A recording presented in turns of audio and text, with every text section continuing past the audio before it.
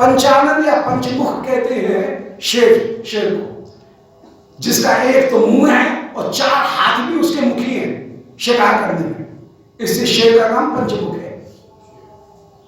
पंचानन, तो पंचानन शेर का नाम है। तो 5 नाम पंचानन इसलिए कहते हैं क्योंकि बहुतों के नाम बंगाली में बहुत ज्यादा होते हैं, बंगाल में पंचानन मुखर्जी, तो पंचानन नाम शेर।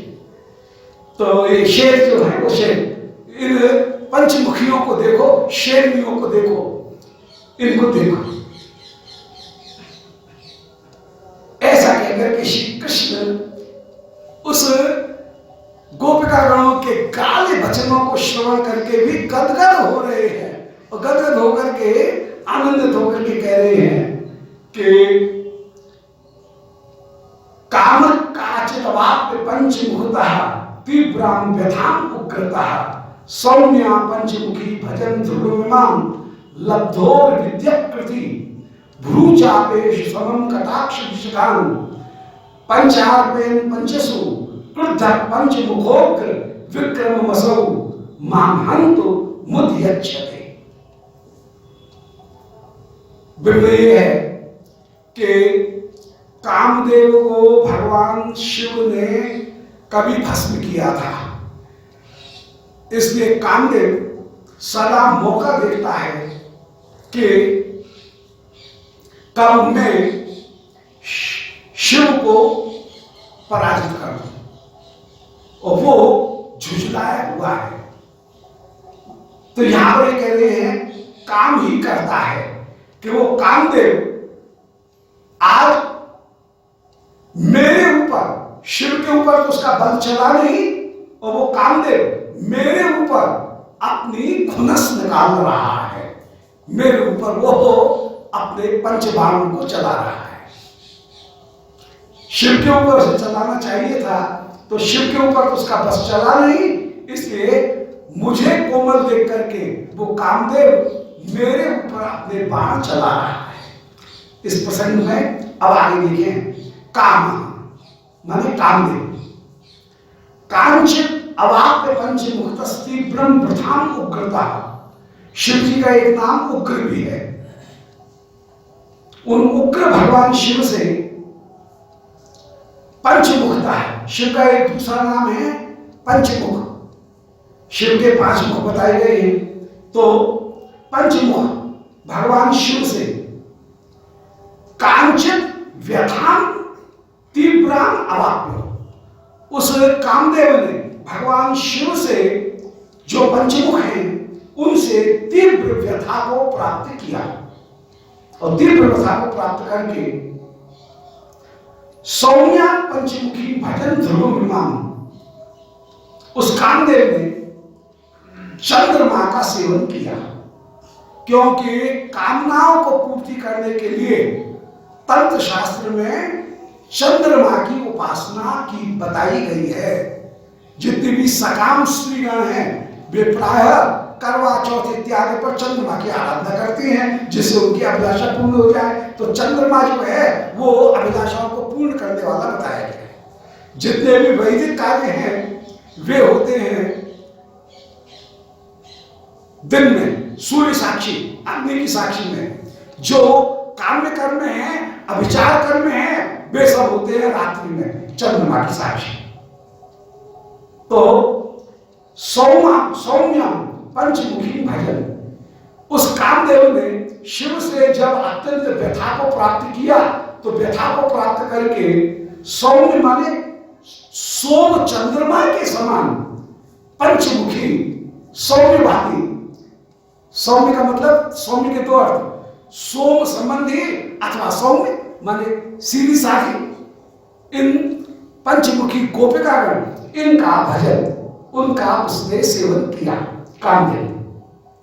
ध्रुवमिमां, तो उसने अपनी अभिलाषाओं को पूर्ण करने के लिए चंद्रमा के समान मुख वाली, सौम्य प्रकृति वाली इन 5 गोपियों का ही सेवन किया, और इन 5 गोपियों के माध्यम से लब्धोर विद्या कृति, उस तप करने वाले कामदेव ने उर विद्या प्राप्त की। उरु माने श्रेष्ठ विद्याओं को प्राप्त किया, और श्रेष्ठ विद्या को प्राप्त करके माने सम्मोहिनी इत्यादि जो विद्याएं हैं उन विद्याओं को प्राप्त करके भ्रू चापेश समम कटाक्ष विष्टान पंचार्पयन पंचशु, उसमें भ्रू चापेश समम कटाक्ष विष्टान इन गोपियों के कटाक्ष के माध्यम से, भ्रूचाप माने इनकी भौं जो है उन भौं के माध्यम से कटाक्ष रूपी विषय माने बाणों का वो कामदेव प्रयोग कर रहा है। कामदेव का खुद तो अंग था नहीं, वो तो पहले भस्म हो चुका है, इसलिए कामदेव ने इन गोपियों का आराधन करके, इनका भजन करके, इनको अपना माध्यम बना करके गोपियों की भौएं तो हो गई धनुष, और उनके द्वारा कटाक्ष रूपी जो बाण है उन बाणों को, 5 बाणों को मेरे ऊपर वो कामदेव भेज रहा है। भ्रू चापेश समम कटाक्ष विषया, भौं के चाप के सानिध्य लेकर के कटाक्ष के बाणों को पंचार्पयन पंचसु, ये मेरे जितने भी इंद्रिय हैं उनको मोहित करने वाले 5 जो बाण हैं उन 5 बाणों को प्रेरित करते हुए क्रुद्ध पंचमुखो उग्र विक्रम असौ, वो कामदेव शिव सिंह के समान, पंचमुख पंचानन शेर के समान विक्रम धारण करता हुआ माम हंतो मुद्यच्छते, आज मुझे मारने के लिए उद्यत हो रहा है, उद्यत हो रहा है, वह कामदेव मुझे मारने के लिए उद्यत हो रहा है।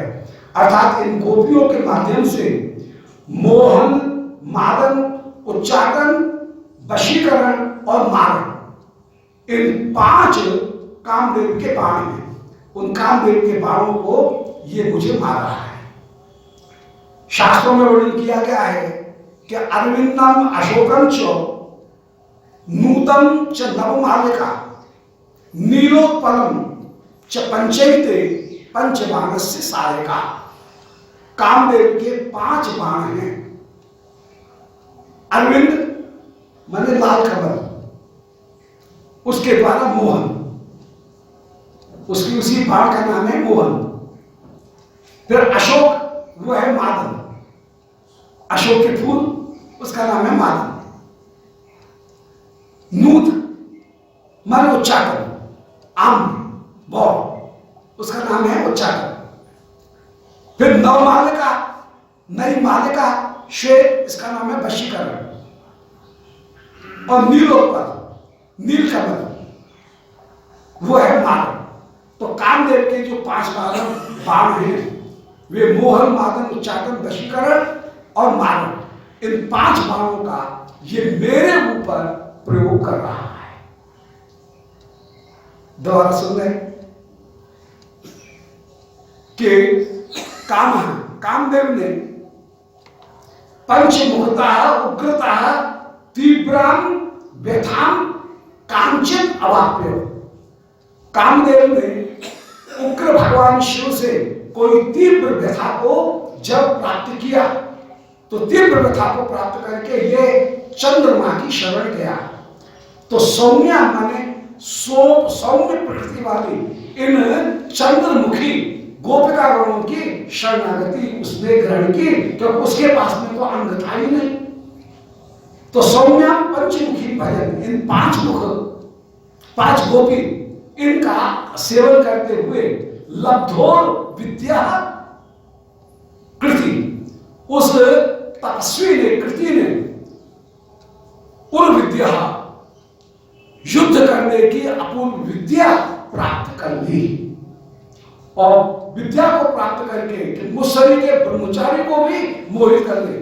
कृष्ण प्रसिद्ध हैं, गोपाल उपनिषद में कृष्ण ब्रह्मचारी, तो मुसरी के ब्रह्मचारी को भी वशीभूत करने की उस कामदेव ने विद्या प्राप्त कर ली है। और भ्रू चापेश समम कटाक्ष विष्पान, भौं के चाप के ऊपर कटाक्ष रूपी विषक माने बाणों को रख करके पंचार्पयन पंचशु, 5 जो बाण हैं उन 5 को यह रखते हुए अपने अरविंद, अशोक, नूत, नवमालिका और नीलोत्पल इन पुष्प के 5 बाणों के द्वारा ही क्रमशः मोहन, मादन, उच्चाटन, वशीकरण और मारण इन 5 बाणों का प्रयोग करते हुए वह क्रुद्ध, कामदेव क्रुद्ध होकर के पंचमुखो 5 सिंह के समान उग्र विक्रम वाला होकर के मामहंत उद्यच्छते, मुझे मारने के लिए वह उद्यत हो रहा है, प्रभावशाली हो रहा है।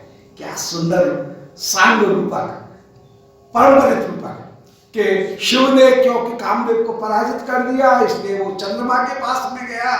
चंद्रमा के पास में जाकर के उसने भौं रूपी धनुष को पाया, कटाक्ष रूपी 5 बाणों को पाया, फिर 5 बाणों के माध्यम से मोहन, मादन रूपी बाणों को उसने मेरे ऊपर छोड़ करके अपने प्रभाव को दिखाना चाहा। शिव के ऊपर उसे बल चला, बस चला नहीं, इसलिए मेरे ऊपर वह अपने 5 बाणों को प्रकट कर रहा है और वह मुझे हैरान कर रहा है। ये कामदेव मुझे पराजित कर रहा है। तो ये परंपरित जो रूपक है और वो भी श्लेष, सौम्य शब्द में श्लेष, पंचमुख शब्द में श्लेष, ऐसे ये श्लेष गर्भित जो रूपक अलंकार है उसका प्रयोग करते हुए विराजमान हो रहे हैं। ऐसा श्री वृंदा जी के कान में कहा। अब वृंदा है भले प्रिया जी की सखी, पर श्री श्याम सुंदर वृंदा से सब बात कह देते हैं। ये वृंदा कृष्ण के परम पक्ष की है। मधुमंगल उस समय श्याम सुंदर को टोकते हुए कह रहे हैं कि मित्र, इस समय तुम्हारी क्या दशा हो रही है?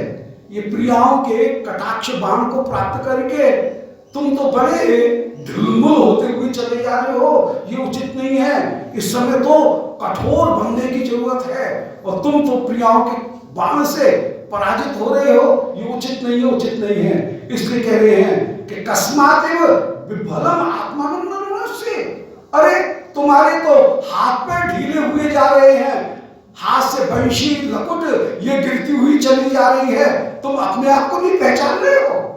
विफलम आत्मानंदन से, रोक क्यों नहीं? ऋण से माने रोकते, अपने आप को क्यों नहीं रोकते हो? जब कटाक्षा में जिम्र दृष्टि भी, किशोर का भी, देखो देखो ये गोपिकागण दर्पमयी दृष्टि रख करके कैसी हमारे ऊपर कटाक्ष कर रही हैं, हमारे ऊपर ये आक्षेप कर रही है कि अरे तुम हमको क्या रोकोगे, तुम सैनिकों को तो हम अपने, हमारी सखी अपने कटाक्ष बाण से ही तुम्हारे नायक को मूर्छित करने में समर्थ है। ये सखीगण हमारे ऊपर ये कटाक्ष कर रही है।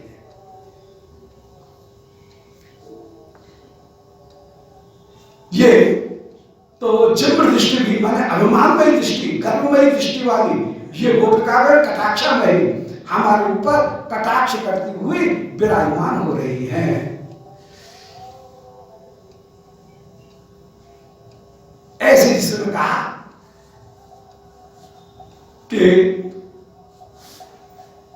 तो अपवारी माने कृष्ण के कान में लगकर के समझो समझो, इस समय ये व्याकुल होने का समय नहीं है। श्री कृष्ण सावित्रम जल्दी से सक पका करके अपने आप को रोकते हैं और रोक करके कह रहे हैं, सखे सखे मधुमंगल, हे सखे मधुमंगल, कुटल भ्रमाम कौटल्य वैचित्री फिर विस्मृतोस्मि। नहीं नहीं, ऐसी कोई बात नहीं, मैं ठीक हूं, ठीक हूं। ऐसे करता है जो मूर्छित होने वाला व्यक्ति है, तो ये नहीं मैं ठीक हूं, ठीक हूं। इन कुटिल भौं वाली गोपियों की कौटिल्यमयी दृष्टि की वैचित्री का दर्शन करके केवल विस्मित हो गया था, आश्चर्यचकित हो गया। भवत किम नस्तेन, अरे इनको कटाक्ष प्रयोग कर रही है, बाण प्रयोग कर रही है, करने दो, किम नस्तेन, हम कोई परवाह करते हैं क्या? अब फिर हेकड़ी में आ गए, अपने हेकड़ी दिखाते हुए, अपना साहस दिखाते हुए श्री शास्त्र कह रहे हैं किम न स्तेनो, इनके ऐसे आडंबर से हमको क्या करना, इनसे हम प्रभावित होने वाली नहीं है। कैतव निंदतानाम हिरण्य मैं पंथ कुम्हानाम, तुम तो अपना काम करो जी। इन्होंने कैतव पूर्वक छल पूर्वक निंदतानाम माने छपा करके जो रखे हैं, पंक्ति कुम्हानाम, पंक्ति माने 10, इसके पहले पंक्ति नहीं बनी, एक के आगे एक बिंदी लगती है तब पंक्ति बनती है, अकेली पंक्ति थोड़ी होती है। तो पंक्ति कुम्हाना माने 10, जो पंक्ति माने 10, पंक्ति 10 से पंक्ति शुरू होती है। तो पंक्ति कुम्हाना नहीं तो इकाई रहेगी, दाई वही आएगी। तो 10 छपा कुंभ जो इन्होंने छपा रखे हैं, उनका शुल्क दुगना करके कुल मिलाकर के 15 हो जाएंगे। 10 कुंभ इन्होंने वस्त्र के अंचल में छिपा रखे हैं और 5 प्रकट हैं, तो 15 कलश हो जाएंगे। उन 15 कलशों के पूरे कर को दुगना करो। बोल भाई जो सामने है वो नहीं, चोरी के साथ में यदि कोई चीज पकड़ी जाएगी तो पूरे के ऊपर डबल पेनल्टी लगेगी। बाप या बाप। तो जिनको पेनल्टी नहीं लगनी चाहिए, जिनको ओपन कर रहे हैं, उसको एक ऊपर भी पेनल्टी, आपको कोई ब्लैक मनी थोड़ी है, पर उसके ऊपर भी पेनल्टी दुगना। तो पूरे के पूरे 15 जो कलश हैं उनको दुगना करके इन 5 कलशों के ऊपर शतगुणी क्रियताम 100 गुना करो, 100 गुना टैक्स लगाओ। तो महाराज का आदेश है कि यदि कोई छिपा करके ले जाए और इसके ऊपर भी थोड़ी हेकड़ी दिखाए तो फिर उसको दंड पूरा दिया जाएगा। तो ये गोपी हमारे ऊपर कटाक्ष बाण भी मार रही है, हेकड़ी भी दिखा रही है और छिपा करके भी ले जा रही हैं। तो बार बार छिपा करके यदि ले जाए, छलपूर्वक छिपा करके ले जाए और आंख और दिखाए ऊपर से, तो उसके ऊपर तो फिर दुगना 100 गुना दंड लगेगा। तो दुगना तो छिपाने का दंड और 100 गुना हेकड़ी दिखाने का दंड, ऐसे इनके ऊपर दंड लगा। ये तो कोई जबरदस्ती की बात है, मतलब किसी से अटकना है तो वे ऐसे अटकेंगे। वो शेर और मेमने वाली कोई कहानी पुरानी, वो एक मेमना नदी में पानी पी रहा था, शेर आया, बोला ए तू यहां पर कैसे पानी पी रहा है? बोले आप उधर पीजिए, मैं सरकार इधर पी रहा हूं, मैं तो एक छोटा सा आदमी हूं, आपका बच्चा हूं, इस कोने पर यहां पर पानी पी रहा है। बोले ना तेरा पानी हमारे पास में जूठन आ रहा है। बोले मारे उल्टी बात है, आपका जूठन मेरे पास में आ रहा है, नदी का प्रवाह नो है, मेरा जूठन आपके पास में नहीं जा रहा है, आपका जूठन मैं आपका सेवक होकर के आपका प्रसाद में ग्रहण कर रहा हूं। बोले हमारी बात को काटता है, हम तुझे पीटेंगे खाएंगे। तो लड़ना है तो किसी तरह लड़े, अब तर्क में चले नहीं तो फिर लड़ तो ले। यहां पर भी वही वाली बात हो रही है, जबरदस्ती गोपी काखाओं के ऊपर टैक्स लगाना है कि तुमने ये हेकड़ी दिखाई।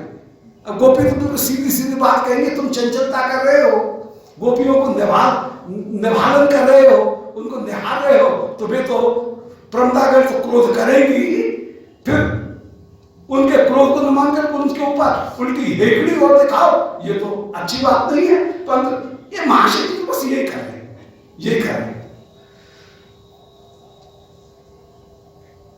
तो शांति ने कहा कि 15 कलशों का दंड पहले दुगना करो और फिर उसको 100 गुना करो।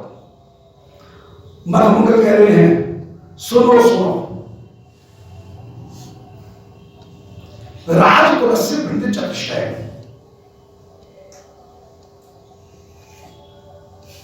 जो राजकुल है उसका कर होगा 4 वृंद, माने 4 अरब, ये होगा राजकुल का वृंद कहते हैं अरब। अरब का मतलब है एक के ऊपर 9 वृद्धि, उसका नाम है अरब। तो राजकुल का जो खंड है वो 4 वृंद हुआ। पहले 1 वृंद बना रहे थे, अब 4 वृंद हुआ कुल मिलाकर के। तस्य राजस्य चतुर्थांशो घट्टपाल वर्धनम, राजा का जितना कर आएगा उसका चौथा जो हिस्सा है वो दान घट्ट का जो अधिकारी है घट्टीपाल, उसके अपने निर्वाह का उसके ऊपर सरचार्ज लगेगा।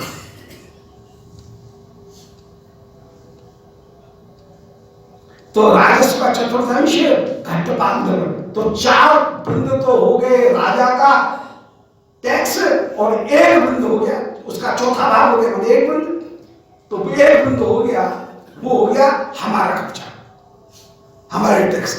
ऐसे कुल मिलाकर के 5 वृंद इनके ऊपर टैक्स होता है, ये निर्धारण किया है मधुमंगल ने गिनती करके। अब एक जो वृंद गिना है उस 1 वृंद की गणना और बता रहे हैं कि 1 वृंद में भी इस तरह से डिवीजन होगा, उनमें जो बंदर बाट होगा 1 वृंद में, वो 1 वृंद का बंदर बाट इस तरह से होगा कि 64 करोड़ वो तो होगा घट्टीपाल का,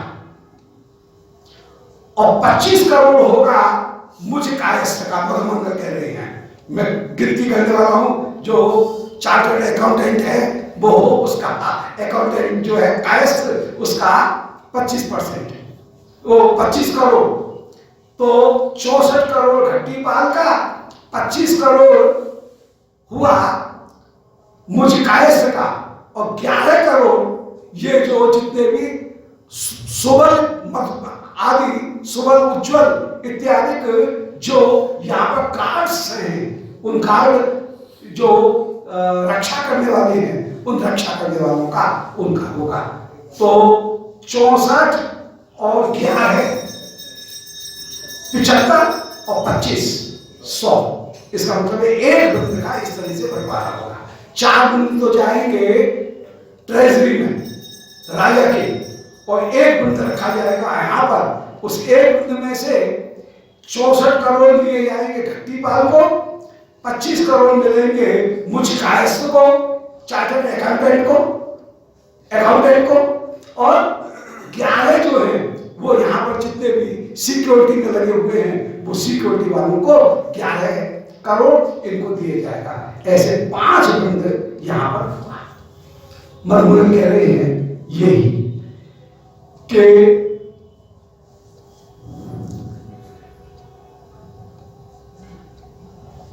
अधिकारी सर्व विद्या गुरु हो स्तव कला कोट्या, तुम अधिकारी हो, सर्व विद्या में गुरु हो, तुमको कला के अनुसार मिलेंगे। कलाएं होती है 64, तो कला कोट्य हमारे 64 करोड़ तो तुमको मिलेगा।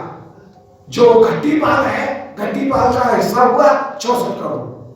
फिर संख्या विज्ञस्य कायस्थस्य मम तत्व कोट्या, अब संख्या को जानने वाला मैं जो कायस्थ हूं, मुझ कायस्थ को मिलेंगे 25 करोड़, क्योंकि तत्व 25 ही होते हैं। सबसे पहले मूल प्रकृति, फिर नैत, अहंकार और पंचतन मात्रा, ये 7 ये हो गई प्रकृति विकृति। तो 1 और 7 8।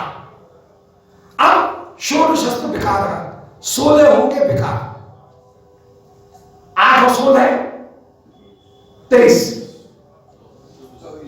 8 16 24 षोडशस्त्र विकार। 16 जो विकार है वे हैं केवल विकार, अर्थात 5 कर्मेंद्रियां, 5 ज्ञानेंद्रियां, 5 भूत और 1 मन, ऐसे 16 हो गए। ये हो गए विकार। तो मूल प्रकृति और प्रकृति मैदाद्या प्रकृति सत्ता षोडशस्तु विकार, न प्रकृति न विकृति पुरुषा, और 25वां तत्व हो गया पुरुष। ये 25 तत्व हैं, इन 25 तत्वों में, इन 25 तत्वों को जानने वाला, इनकी संख्या को जानने वाला मैं सांख्य शास्त्री विराजमान हूं।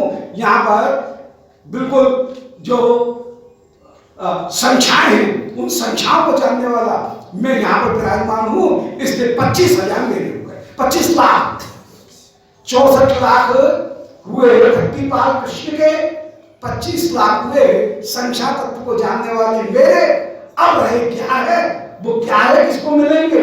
बोले ये क्या है जो है वो स्वर्ण प्रवृत्ति, इनको एकादश कोट्या, तो जितने भी दांडिक हैं उनको पशुपति कोट्या, पशुपति माने शिव, शिव है एकादशवत। तो किसी को मिलेंगे रुद्र कोटि, किसी को मिलेंगे सांख्य कोटि और किसी को मिलेंगे कला कोटि। तुमको 64 कला के हिसाब से 64 लाख, मुझे तत्वों के हिसाब से 25 लाख और इनको मिलेंगे रुद्र के हिसाब से एकादश कोटि। ऐसे एक वृंद यहां पर 1 करोड़ का ये बंदरबाट इस तरह से होगा। बंदरबाट नहीं कहते, बेंदी कहते बंदरबाट, ये तो गोपी बंदर सोच रहे हैं कि ये हो रहा है। कृष्ण उस समय हंसी करके भी कह रहे हैं, नर्मणा कृते नो कर्मणा स्वयं अर्पयो हर्षात् उदित वर्षमात्र वित्तम हरिण लोचने। श्री कृष्ण उस समय श्री राधिका बोली मुस्कुरा करके कि युष्माकं भाजनानि न दृश्यन्ते को मास्यन्ते यन्ति वित्तानि। श्याम सुंदर, तुम्हारे पास में बर्तन तो दिख नहीं रहे हैं, इतने सोने की मुद्राएं आएंगी, उनको रखोगे कहां? कोई घर वाला तो दिख रहे, यहाँ पर बोरा कोई बर्तन तो दिख नहीं रहे हैं, इतने रखे कहां जाएंगे, इतने इतने टैक्स वसूल करके। श्री कृष्ण कह रहे थे इसकी चिंता तुम्हें करने की जरूरत नहीं है, ये तुम्हारा विषय नहीं है, ये सब हमारा विषय है, हम कहीं भी रखे खुले में पड़े रहे, तुमको इससे क्या, तुमको इतना देना है। श्री कृष्ण कह रहे हैं नर्मणा कृतमेतेनो, ये प्रयास करके बात को टालो मत, कर्मणा स्वयं अर्पयो, अब तो कर्म का आचरण तुम करो, हमारा जितना टैक्स होता है उतना तुम दो।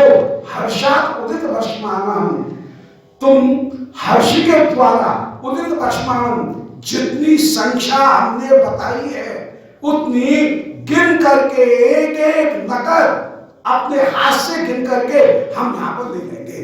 कैसे भी गिने, कैसे भी रखे, ये तुम्हारा मतलब नहीं है, ये तुम्हारा मैटर नहीं है, ये मैटर हमारा है कि हम कहाँ रखे हैं इनको को। तो हर्षात् वर्षमानम वित्तम हरिण लोचने, उदित वर्तमान का तात्पर्य है हे परम सुंदरी, हर्ष पूर्वक इतना धन हमको प्रदान करो हे लोचने। नानी मुखी जी उससे परम आनंदित कह रही है कि मोहन अस्मत् भगवत्या स्नेह भाजनानां मृत्युनां कस्मात् अधिकं पंथ कुम्भानां दानतया वर्धते। कि मोहन ये बात गलत है, देखो 5 कलश सामने दिख रहे हैं, उनका तुमको लेना चाहिए, और तुमने श्री पौर्णमासी जी की स्नेह पात्र परम सरल इन गोपियों के साथ में जो 10 कुंभ जबरदस्ती चिपका दिए हैं, 10 कुंभ का जो टैक्स तुम जबरदस्ती अतिरिक्त ले रहे हो वो उचित नहीं है। ये 10 कुंभ का दाम तुमने बढ़ा कर दिया, हम ईमानदार की बात कहेंगे, जो 5 कलश हैं उनका तुमको लेना चाहिए। श्री कृष्ण कह रहे हैं नान्दी मुखी न कदापि अधिकम विदम सत्यम एव एता पंचेमा पंचदश कलशी विलास भाज।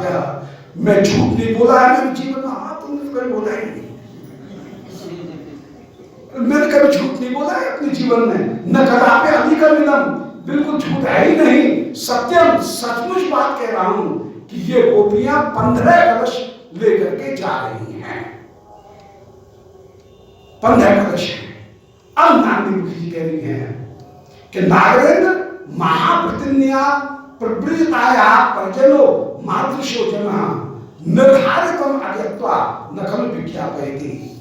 मैं भी सत्य बोलने वाली हूं, तुम यदि सत्य बोल रहे हो तो मैं भी सत्य बोलने वाली हूं, क्योंकि हे नागेंद्र महाव्रतन्या प्रव्रजताया परिजना। तुम जानते हो मैं महाव्रतनी श्री पौर्णमासी जी परिव्रजताया परिव्राजित जो सन्यासिनी है उन पौर्णमासी जी के परिजन उनकी सेविका हूं, उनकी नातनी हूं, उनकी सेविका हूं मैं नानी मुखी। मातृशजनो निर्धारित अज्ञात्वा, जब तक मुझे विश्वास नहीं हो जाएगा तब तक मैं नहीं कह रही हूं। मुझे विश्वास है कि इन गोपियों के पास में 10 छिपे हुए कलश नहीं हैं, वो तुमने गलत लिए। मैं विश्वास से कह रहा हूं, मैं झूठ नहीं बोलती हूं। मेरा जो व्यक्ति है वो निर्धारित अज्ञात्वा, जब तक पक्का नहीं कर दे तब तक नहीं कहता है। मैं सच कह रही हूं, इन गोपियों के पास में 10 छिपे हुए कलशे नहीं है। तदपि यदि मम वचने संदेहामोसी, फिर भी यदि तुम्हें मेरे वचन के ऊपर संदेह है तो एक आकर प्रत्यक्ष देख लो। हाय हाय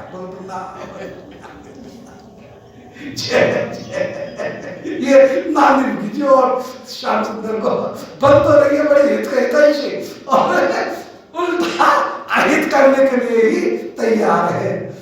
सो कह रही है बोलो श्याम सुंदर, जब तक पक्की बात नहीं हो, प्रमाणित नहीं हो, तब तक मैं कहने वाली नहीं हूं। यदि 10 कलश छिपे हुए हैं तो तुम ही उनकी तलाश करके देख लो कि 10 कलश कहां छिपे हुए हैं। ऐसे जिस समय कहा उस समय सारी की सारी जितनी भी गोपी हैं वे सब एकदम क्रोधित होकर के कह रही हैं, आगे कह रही हैं कि अपे ही दुर्बुद्धि के अपे ही, ओ दुर्बुद्धि मूर्ख मूर्खी कहां से आ गई है नांदी मुखी, दूर भाग दूर भाग। ऐसा कहकर के सब नांदी मुखी जी को उस समय डांट रही है, नांदी मुखी जी की भर्त्सना कर रही है। नांदी मुखी जी मंद मंद मुस्कुरा रही है। बोलो वृंदावन बिहारी लाल की जय, लाल लाल की जय। अद्भुत ये रसिकों की सखियों की ये रीति। जय जय श्री राधे गोविंद, जय जय गोपाल, जय जय गोविंद, जय गोपाल, जय जय राधा रमण हरि गोविंद, जय राधा रमण हरि गोविंद, जय निताय गौर।